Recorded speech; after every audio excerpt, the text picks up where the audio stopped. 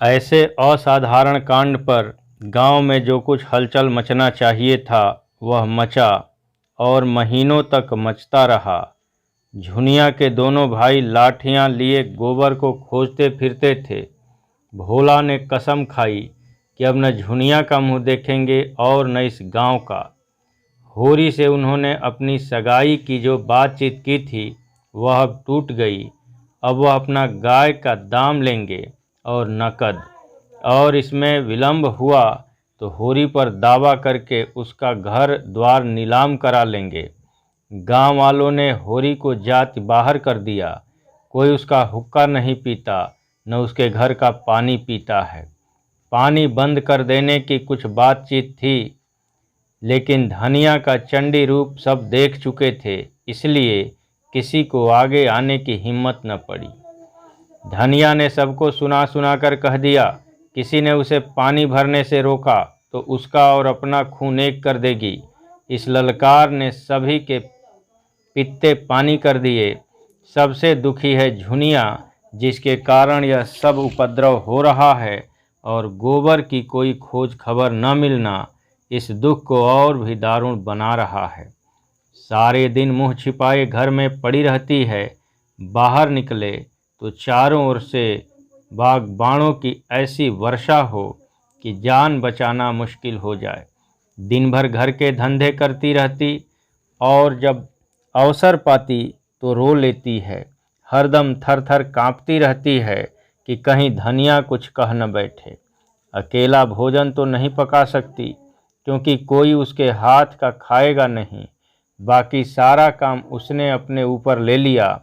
गांव में जहां 4 स्त्री पुरुष जमा हो जाते हैं, यही कुत्सा होने लगती है।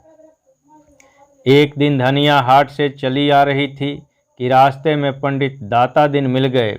धनिया ने सिर नीचा कर लिया और चाहती थी कि कतरा कर निकल जाए, पर पंडित जी छेड़ने का अवसर पाकर कब चूकने वाले थे। छेड़ ही तो दिया। गोबर का कुछ सर संदेश मिला कि नहीं धनिया? ऐसा कपूत निकला कि घर की सारी मर्जाद बिगाड़ दी।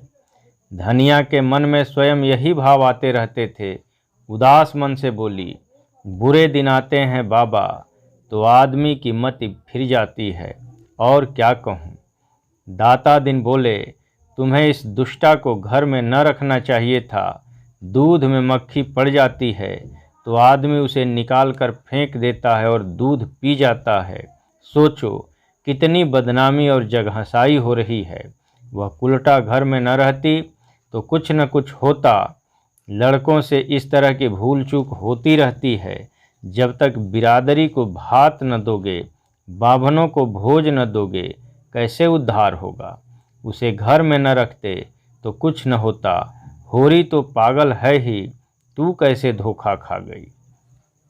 दाता दिन का लड़का माता दिन एक चमारिन से फंसा हुआ था। इसे सारा गांव जानता था, पर वह तिलक लगाता था, पोथी पत्रे बाँचता था, कथा भागवत कहता था, धर्म संस्कार कराता था। उसकी प्रतिष्ठा में जरा भी कमी न थी। वह नित्य स्नान पूजा करके अपने पापों का प्रायश्चित कर लेता था। धनिया जानती थी झुनिया को आश्रय देने ही से यह सारी विपत्ति आई है। उसे न जाने कैसे दया आ गई। नहीं उसी रात को झुनिया को निकाल देती तो क्यों इतना उपहास होता। लेकिन यह भय भी होता था कि तब उसके लिए नदी या कुआं के सिवा और ठिकाना कहाँ था। एक प्राण का मूल्य देकर एक नहीं 2 प्राणों का वह अपने मर्जाद की रक्षा कैसे करती। फिर झुनिया के गर्भ में जो बालक है वह धनिया ही के हृदय का टुकड़ा तो है। हंसी के डर से उसके प्राण कैसे ले लेती। और फिर झुनिया की नम्रता और दीनता भी उसे निरस्त करती रहती थी। वह जली भुनी बाहर से आती, पर ज्यों ही झुनिया लोटे में पानी लाकर रख देती और उसके पांव दबाने लगती, उसका क्रोध पानी हो जाता। बेचारी अपनी लज्जा और दुख से आप दबी हुई है, उसे और क्या दबाए, मरे को क्या मारे। उसने तीव्र स्वर में कहा, हमको कुल प्रतिष्ठा इतनी प्यारी नहीं है महाराज। कि उसके पीछे एक जीव की हत्या कर डालते।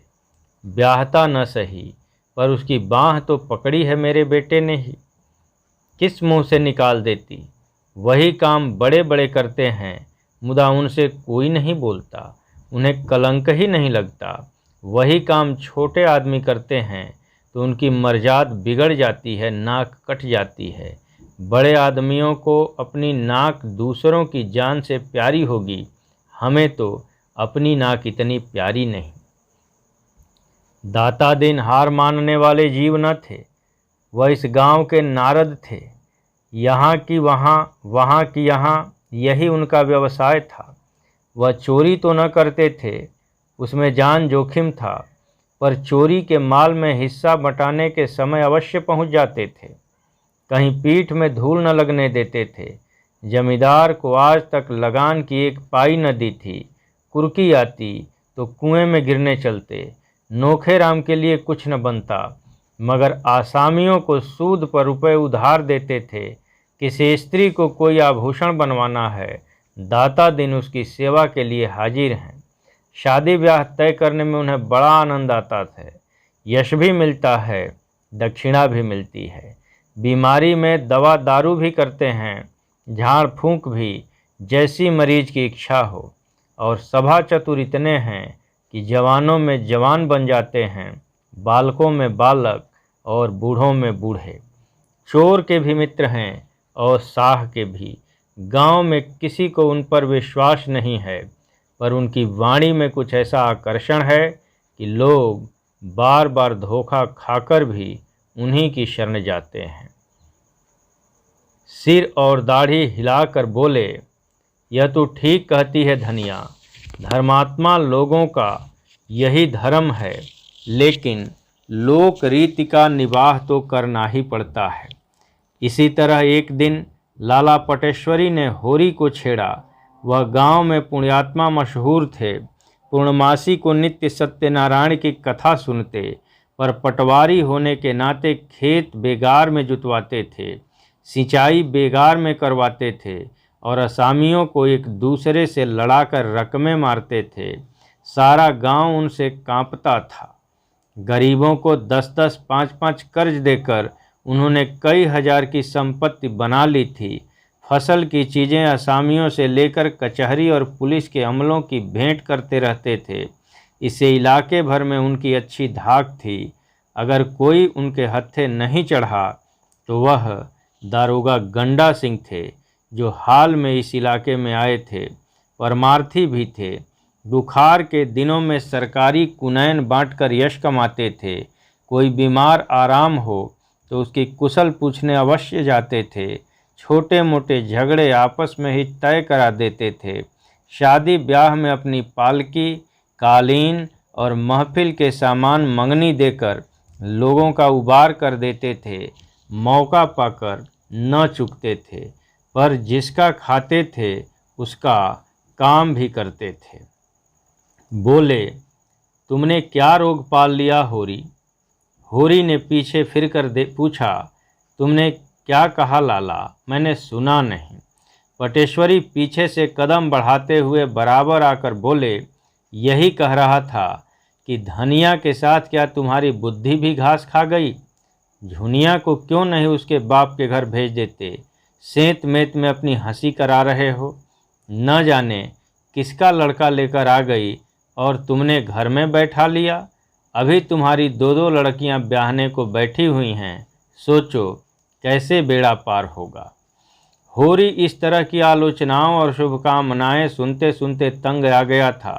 खिन्न होकर बोला, यह सब मैं समझता हूँ लाला, लेकिन तुम ही बताओ मैं क्या करूँ? मैं झुनिया को निकाल दूँ तो भोला उसे रख लेंगे। अगर वह राजी हो तो आज मैं उसे उनके घर पहुँचा दूँ। अगर तुम उन्हें राजी कर दो तो जन्म भर तुम्हारा अवसान मानूँ। मगर वहाँ तो उनके दोनों लड़के खून करने को उतारू हो रहे हैं। फिर मैं उसे कैसे निकाल दूँ? एक तो नालायक आदमी मिला कि उसकी बाँह पकड़कर दगा दे गया। मैं भी निकाल दूँगा तो इस दशा में वह कहीं मेहनत मजूरी भी तो न कर सकेगी। कहीं डूब धस मरी तो किसे अपराध लगेगा? रहा लड़कियों का ब्याह, सो भगवान मालिक हैं। जब उसका समय आएगा कोई न कोई रास्ता निकल ही आएगा। लड़की तो हमारी बिरादरी में आज तक कभी कुंवारी नहीं रही, बिरादरी के डर से हत्यारे का काम नहीं कर सकता। होरी नम्र स्वभाव का आदमी था, सदा सिर झुकाकर चलता और चार बातें गम खा लेता था। हीरा को छोड़कर गांव में कोई उसका अहित न चाहता था, पर समाज इतना बड़ा अनर्थ कैसे सह ले। और उसकी मुठमर्दी तो देखो कि समझाने पर भी नहीं समझता। स्त्री पुरुष दोनों जैसे समाज को चुनौती दे रहे हैं कि देखें कोई उनका क्या कर लेता है, तो समाज भी दिखा देगा कि उसकी मर्यादा तोड़ने वाले सुख की नींद नहीं सो सकते। उसी रात को इस समस्या पर विचार करने के लिए गांव के विधाताओं की बैठक हुई। दाता दिन बोले, मेरी आदत किसी की निंदा करने की नहीं है। संसार में क्या क्या कुकर्म नहीं होता, अपने से क्या मतलब। मगर वह राण धनिया तो मुझसे लड़ने पर उतारू हो गई। भाइयों का हिस्सा दबाकर हाथ में 4 पैसे हो गए, तो अब कुपंथ के सिवा और क्या सूझेगी। नीच जात जहाँ पेट भर रोटी खाई और टेढ़े चले, इसी से तो शास्त्रों में कहा है, नीच जात लतियाए अच्छा। पटेश्वरी ने नारियल का कश लगाते हुए कहा, यही तो इनमें बुराई है कि 4 पैसे देखें और आंखें बदलीं। आज होरी ने ऐसी हेकड़ी जताई कि मैं अपना सा मुंह लेकर रह गया। न जाने अपने आप को क्या समझता है। अब सोचो इस अनीति का गांव में क्या फल होगा। झुनिया को देखकर दूसरी विधवाओं का मन बढ़ेगा कि नहीं। आज भोला के घर में यह बात हुई, कल हमारे तुम्हारे घर में भी होगी। समाज तो भय के बल से चलता है। आज समाज का आंकुश जाता रहे, फिर देखो संसार में क्या क्या अनर्थ होने लगते हैं। झिंगुरी सिंह 2 स्त्रियों के पति थे। पहली स्त्री 5 लड़के लड़कियां छोड़कर मरी थी। उस समय उनकी अवस्था 45 के लगभग थी, पर आपने दूसरा विवाह किया और जब उससे कोई संतान न हुई तो तीसरा ब्याह कर डाला। अब इनकी 50 की अवस्था थी और 2 जवान पत्नियां घर में बैठी थीं। उन दोनों ही के विषय में तरह तरह की बातें फैल रही थीं, पर ठाकुर साहब के डर से कोई कुछ न कह सकता था। और कहने का अवसर भी तो हो। पति की आड़ में सब कुछ जायज है, मुसीबत तो उसको है जिसे कोई आड़ नहीं। ठाकुर साहब स्त्रियों पर बड़ा कठोर शासन रखते थे। उन्हें घमंड था कि उनकी पत्नियों का घूंघट तक किसी ने न देखा होगा, मगर घूंघट की आड़ में क्या होता है उसकी उन्हें क्या खबर। बोले, ऐसी औरत का तो सिर काट ले। होरी ने इस उल्टा को घर रखकर समाज में विष बोया है। ऐसे आदमियों को गांव में रहने देने का कोई अधिकार नहीं। सारे गांव को भ्रष्ट करना है। राय साहब को इसकी सूचना देनी चाहिए। साफ साफ कह देना चाहिए, अगर गांव में यह नीति चली तो किसी को की आबरू सलामत न रहेगी।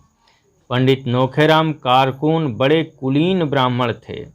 इनके दादा किसी राजा के दीवान थे, पर अपना सब कुछ भगवान के चरणों में भेंट करके साधु हो गए थे।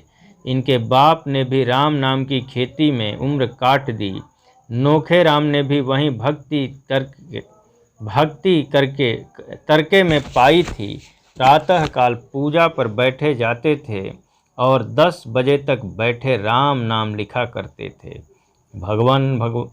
मगर भगवान के सामने से उठते ही उनकी मानवता इस अवरोध से विकृत होकर उनके मन, वचन और कर्म सभी को विरक्त कर देती थी। इस प्रस्ताव में उनके अधिकार का अपमान होता था। फूले हुए गालों में धंसी हुई आंखें निकाल कर बोले, इसमें राय साहब से क्या पूछना है, मैं जो चाहूँ कर सकता हूँ। लगा दो 200 रुपये डांड, आप गांव छोड़कर भागेगा, इधर बेदखली भी दायर किए देता हूँ। पटेश्वरी ने कहा, मगर लगान तो बेबाक कर चुका है। झिंगुरी सिंह ने समर्थन किया, हाँ, लगान के लिए ही तो हमने 30 रुपये लिए हैं। नोखेराम ने घमंड के साथ कहा, लेकिन अभी रसीद तो नहीं दी।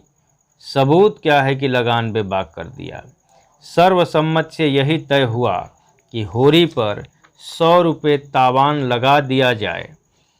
केवल एक दिन गांव के आदमियों को बटोर कर उनकी मंजूरी लेने का अभिनय आवश्यक था। संभव था इसमें 10-5 दिन की देर हो जाती, पर आज ही रात को झुनिया के लड़का पैदा हो गया और दूसरे ही दिन गांव वालों की पंचायत बैठ गई। होरी और धनिया दोनों अपनी किस्मत का फैसला सुनने के लिए बुलाए गए। चौपाल में इतनी भीड़ थी कि कहीं तिल रखने की जगह न थी। पंचायत ने फैसला किया कि होरी पर 100 रुपये नकद और 30 मन अनाज डांड लगाया जाए। धनिया भरी सभा में रुंधे हुए कंठ से बोली, पंचों, गरीब को सताकर सुख न पाओगे, इतना समझ लेना। हम तो मिट जाएंगे, कौन जाने इस गांव में रहें या न रहें, लेकिन मेरा शराप तुमको भी जरूर लगेगा। मुझसे इतना कड़ा जरीमाना इसलिए लिया जा रहा है कि मैंने अपनी बहू को क्यों अपने घर में रखा, क्यों उसे घर से निकाल कर सड़क की भिखारिन नहीं बना दिया। यही न्याय है, ऐं? पटेश्वरी बोले, यह तेरी बहू नहीं है, हरजाई है। होरी ने धनिया को डांटा, तू क्यों बोलती है धनिया? पंच परमेश्वर होते हैं, उनका जो न्याय है वह सिर आँखों पर। अगर भगवान की यही इच्छा है कि हम गांव छोड़कर भाग जाएं, तो हमारा क्या बस। पंचों, हमारे पास जो कुछ है वह अभी खलिहान में है, एक दाना भी घर में नहीं आया। जितना चाहे ले लो, सब लेना चाहो सब ले लो, हमारा भगवान मालिक है। जितनी कमी पड़े उसमें हमारे दोनों बैल ले लेना। धनिया दांत कटकटा कर बोली, मैं एक दाना न अनाज दूंगी, न एक कौड़ी डांड। जिसमें बूता हो चल कर मुझसे ले। अच्छी दिल लगी है, सोचा डांड के बहाने इनकी सब जायदाद ले लो और नजराना लेकर दूसरों को दे दो। बाग बगीचा बेचकर मज़े से तरमाल उड़ाओ। धनिया के जीते जी यह नहीं होने का, और तुम्हारी लालसा तुम्हारे मन में ही रहेगी। हमें नहीं रहना है बिरादरी में। बिरादरी में रहकर हमारी मुकुत न हो जाएगी। अब भी अपने पसीने की कमाई खाते हैं, तब भी अपने पसीने की कमाई खाएंगे। होरी ने उसके सामने हाथ जोड़कर कहा, धनिया, तेरे पैरों पड़ता हूँ, चुप रह।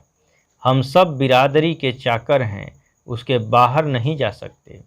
वह जो डांड लगाती है उसे सिर झुकाकर मंजूर कर, नक्कू बनकर जीने से तो गले में फांसी लगा लेना अच्छा है। आज मर जाएं तो बिरादरी ही तो इस मिट्टी को पार लगाएगी, बिरादरी ही तारेगी तो तरेंगे। पंचों, मुझे अपने जवान बेटे का मुंह देखना नसीब न हो अगर मेरे पास खलिहान के अनाज के सिवाय और कोई चीज़ हो। मैं बिरादरी से दगा न करूँगा।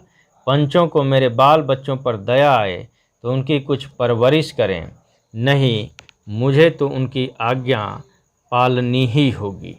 धनिया झल्ला कर वहाँ से चली गई और होरी पहर रात तक खलिहान से अनाज ढो ढो कर झिंगुरी सिंह की चौपाल में ढेर करता रहा।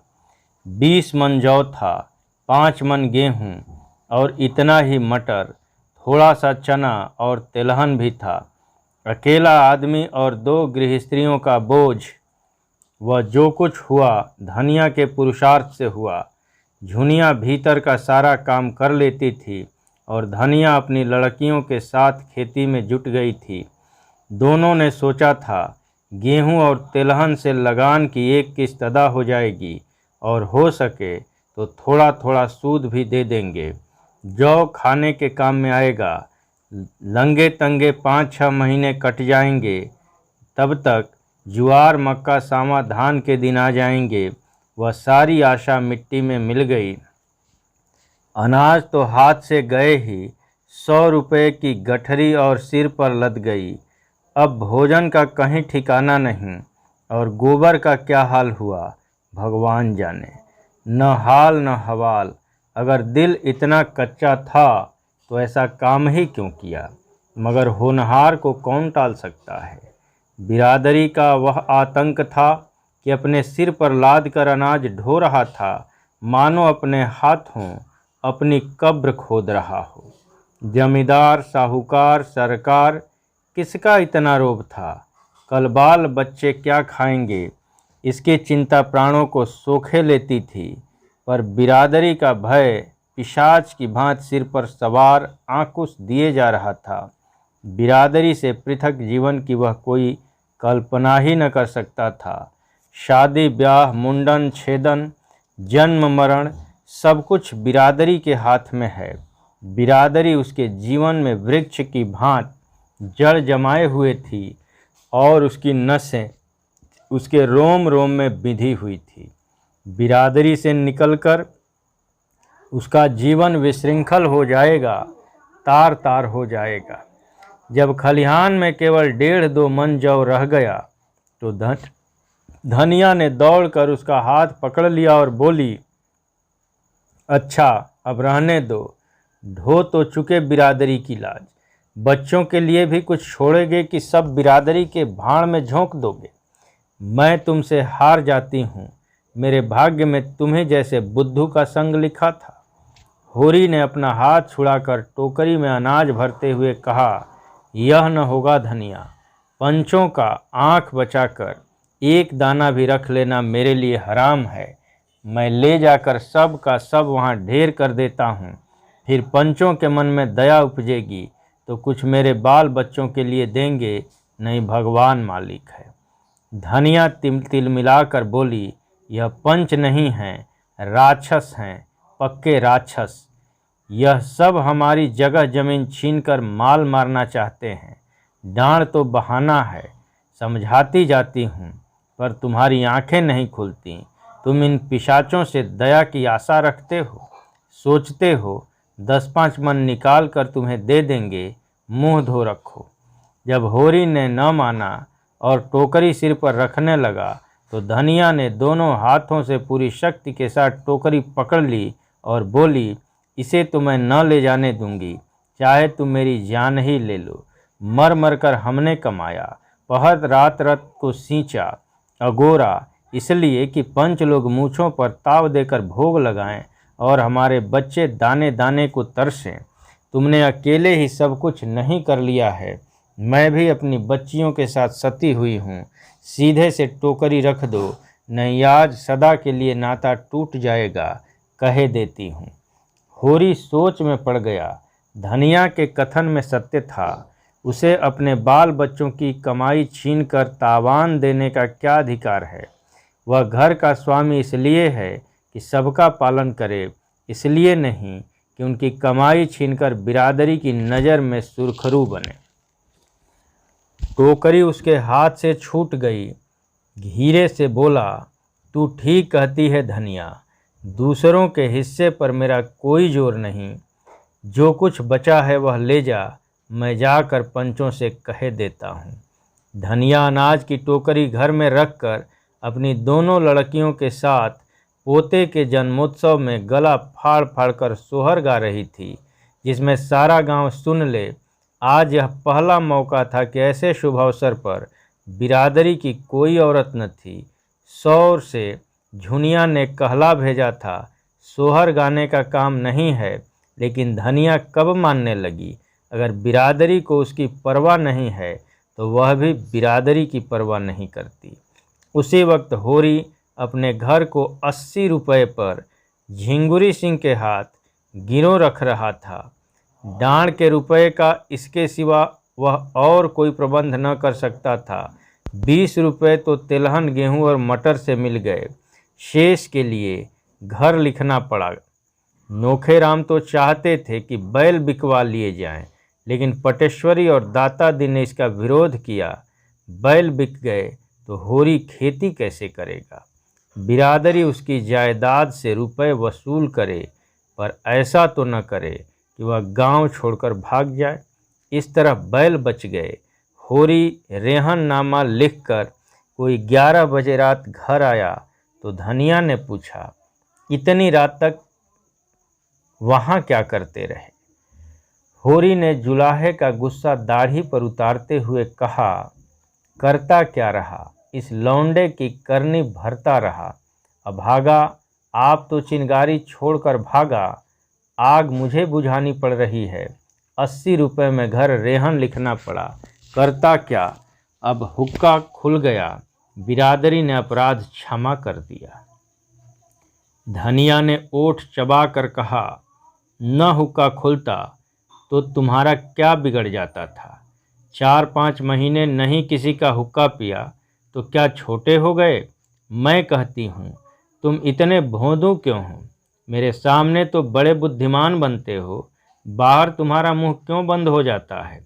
ले दे के बाप दादों की निशानी एक घर बच रहा था, आज तुमने उसका भी वारा न्यारा कर दिया। इसी तरह कल यह 3-4 बीघे ज़मीन है, इसे भी लिख देना और तब गली गली भीख मांगना।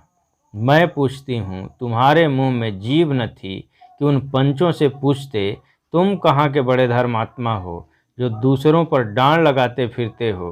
तुम्हारा तो मुंह देखना भी पाप है।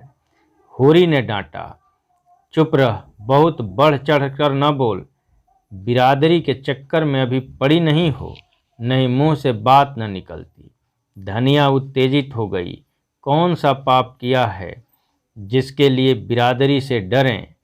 किसी की चोरी की है, किसी का माल काटा है, मेहरिया रख लेना पाप नहीं है, हाँ रख के छोड़ देना पाप है।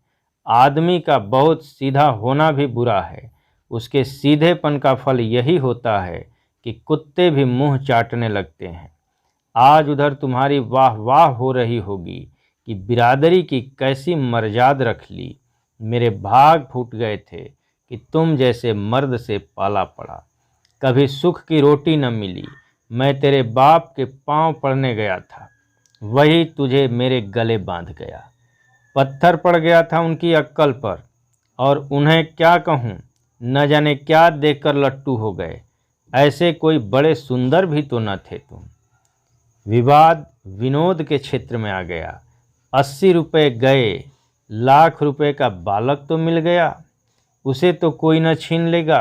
गोबर घर लौटाए, धनिया अलग झोपड़ी में भी सुखी रहेगी।